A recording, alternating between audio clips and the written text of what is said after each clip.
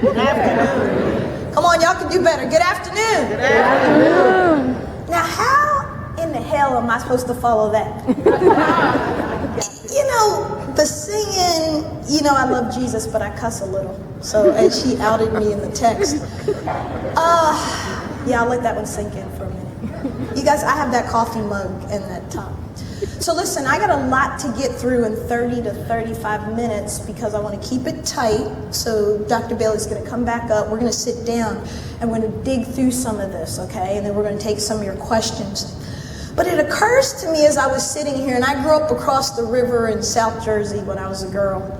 And we used to sneak over to Philadelphia in high school in our senior year and go on South Street and get the pretzels. So thank you for the pretzels, whoever ordered those. I love you. And the cheesesteaks, of course. And we're in Philadelphia, so it occurs to me, I was thinking, my professor brain, my history brain was thinking about this city of brotherly love. And I thought about Charles Thompson, 1780.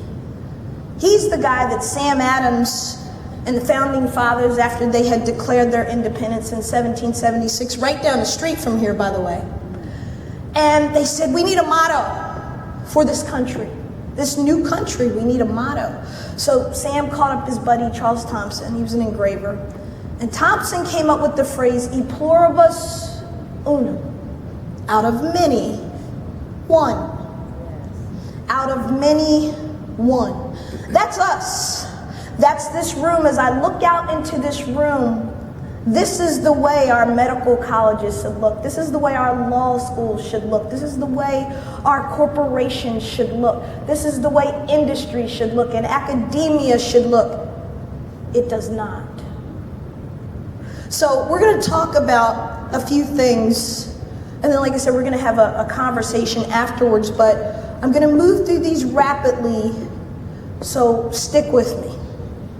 The first slide, I want to set the table. I think everybody in this room, if you're paying attention, understands that DEI is in trouble. Right. DEI, diversity and inclusion, the bookends. Everybody wants diversity. Everybody wants inclusion. The problem word is equity. Put a pin in that, I'm going to come back to that. But let's talk about where we are. So we're coming out of COVID, although we still are losing 500 to 1,000 people a day in this country. That's the COVID. We've stopped talking about it. We've stopped with the mask. We've stopped because it became a political hotbed issue, right? Masks, vaccines, stunning to me, but it did. But where we are right now is we're coming out of this great period of illness and distress, particularly for communities of color. And I'm going to emphasize, because this is a room that's very diverse, so you'll see me emphasize certain things for certain groups, because if y'all didn't know, just because they give us labels like BIPOC and marginalized and all the stuff they call us, we're different. We're not all the same. So we are impacted by things differently too. Okay? So hold on to that. So the thing I want you to take away from that first slide is that we're coming out of something and we're going into something else, and it impacted us very differently as people of color and people in marginalized groups. George Floyd and the impact of seeing that video played again and again and again and again had an impact on the wellness of black men in a very different way than it did on a man who was not of color. It had an impact on black mothers very differently than it did on mothers not of color. Mothers could relate because they're mothers. But we've got to understand that we have some work to do inside of ourselves. Why am I talking to you about the changing power of self-care and well-being? Because our communities, whether you are a member of the LGBTQ plus community, African American, Latino, Asian, Indigenous, whatever group you are a part of, all of us get a very different experience in this place called America than our peers who are not like us. And one of the things that I think is really important, and I think back to the Plessy versus Ferguson decision, 1896, that established a separate but equal concept. Justice Harlan in his dissent said, one must first be color conscious before one can be color blind.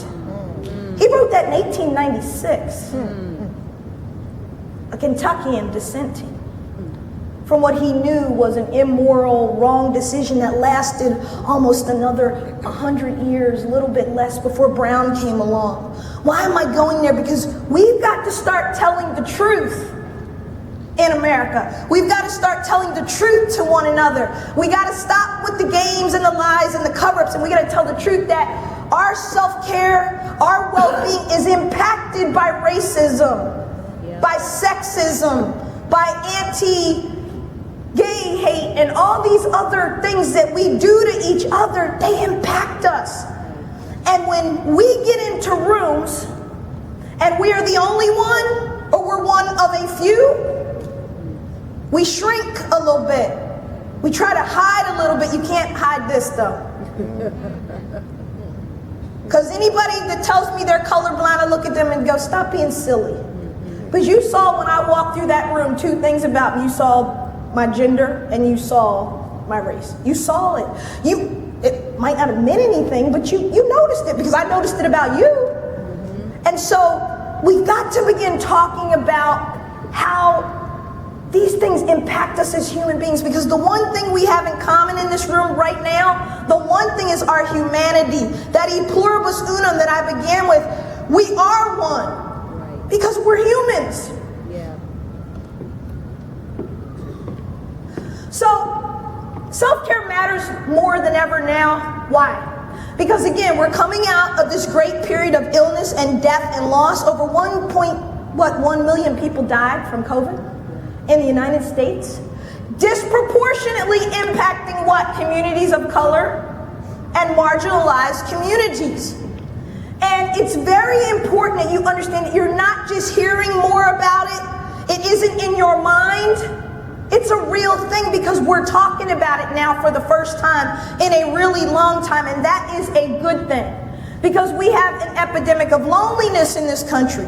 We have an epidemic of sadness. The suicide rate hit a 50-year high this year across all demographics. Worst of all is our young people. High school, grade school kids taking their lives. We've got a wellness problem in this country.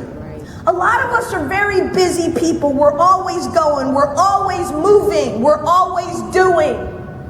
We're human doings and not human beings. We don't stop. And as my soror, Dr. Bailey, said, yes, the greatest sorority on earth. I love you, Deltas. I love you, Sigma, Gamma, Rose. I love you, Zetas. But seriously, we have to pause. And we have to have these conversations we're having now. Because if we keep avoiding them, we keep going off this cliff. And it's like she said, how can she take care of her family, her job, her medical college, her students, her faculty, her this, her that, if she's not well? Some of you in this room know exactly what I'm talking about because you're hanging on by a thread right now. And you ain't told nobody. You think you're covering it up because your hair is done and your nails done and you look nice. And fellas, you really struggle with this because somehow you feel like your masculinity is on the line if you say, I don't feel well, or I need help, or I gotta talk about this because it's bothering me, or I'm not okay, I've just suffered a loss. Grief is a thing you gotta work through. Losing a relationship, the breakup of a marriage, whatever it is, we stuff it now because these devices, oh, I hate these devices. I do. They've ruined us. Now, to you young people looking at me, you don't know what I'm talking about. But the good old days were we actually had conversations. We actually went on dates where there were no devices and we looked at each other and we sat down and we conversated.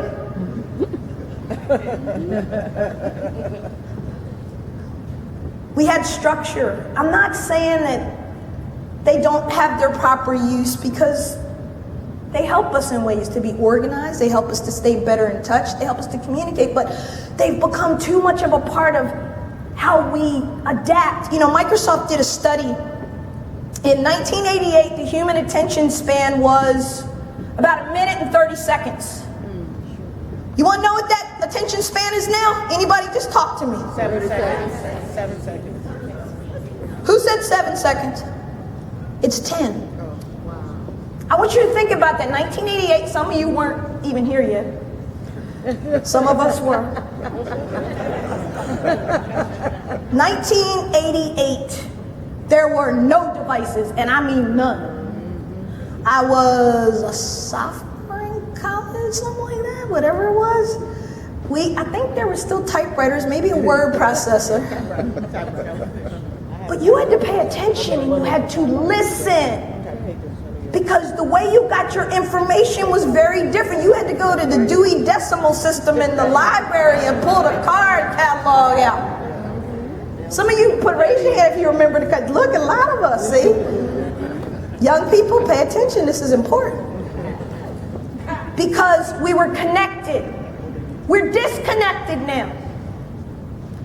And everything we do is predicated on those devices and how they move and how they operate, and they move at lightning speed. And so now we do too. And I'm telling you, we're gonna have to readjust. We're gonna have to make some changes because you gotta learn to put those things down. Because they're really impacting our self-care and our lack thereof.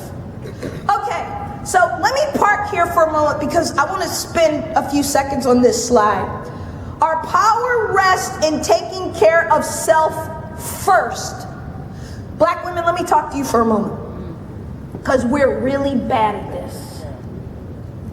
Women in general, we're bad at this, but black women, we're really bad at it.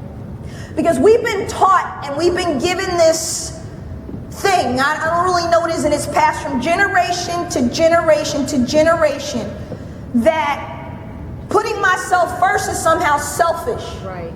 I got news for you. Self-care is never selfish. You taking care of you first means you're a better wife, a better mom, a better sister, a better partner, a better friend to everybody. You ever meet some woman that hasn't had enough sleep? Or that she's breastfeeding and trying to work and deal with everything? Do you know what that's like? That's not our best selves. So you gotta change the way you're thinking about care and yourself. There is no shame in getting sleep and feeding yourself and hydrating yourself and taking a time out. We're not battle ready, and I started with this and I'm gonna come back to it again. We're in a fight right now, if you didn't know. DEI is on the chopping block. Members of Congress, doctors, Representative Young, shame on you.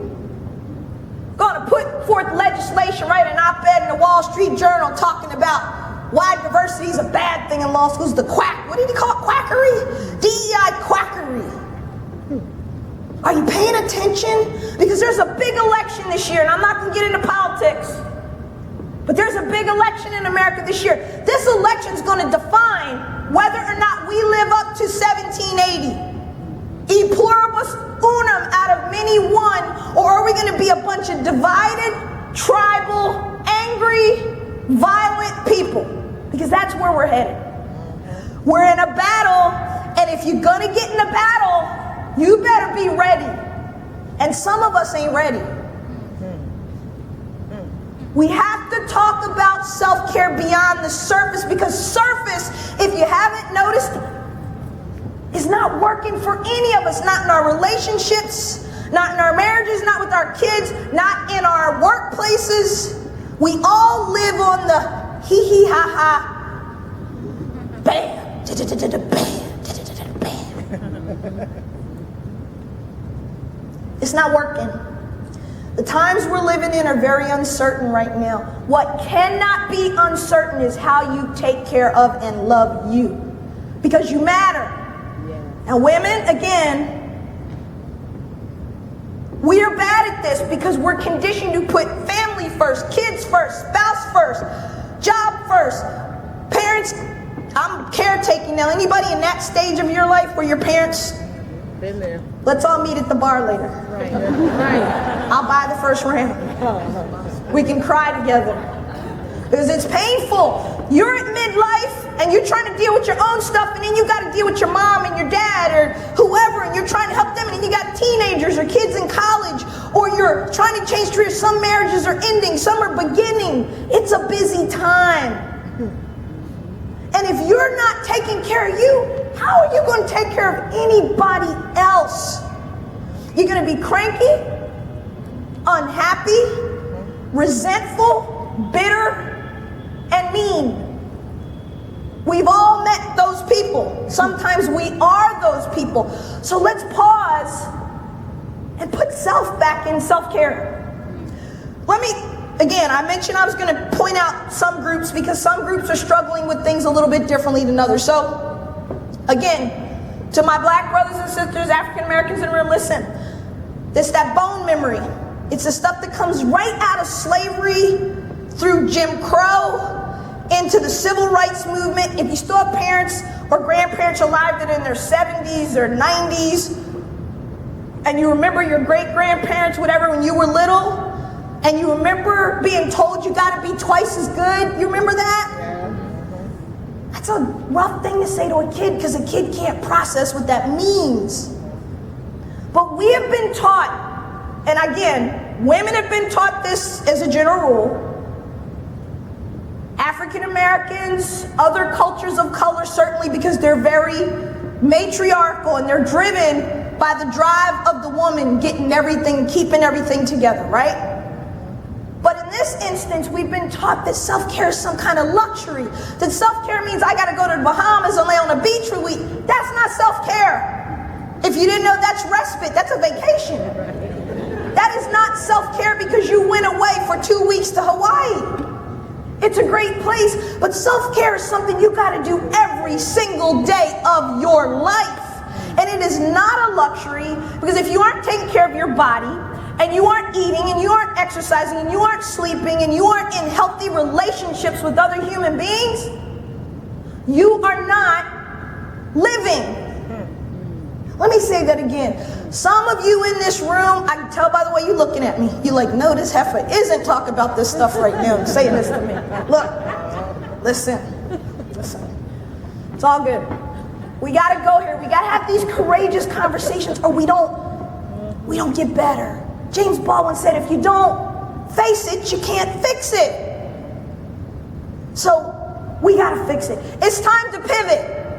Say pivot with me. Pivot. Say it louder. Pivot. Pivot. Self-care is not selfish. It's time to pivot. It's time to change your mind. Okay, so again, you can read all that. The bottom line is this, and I don't need to tell this room this.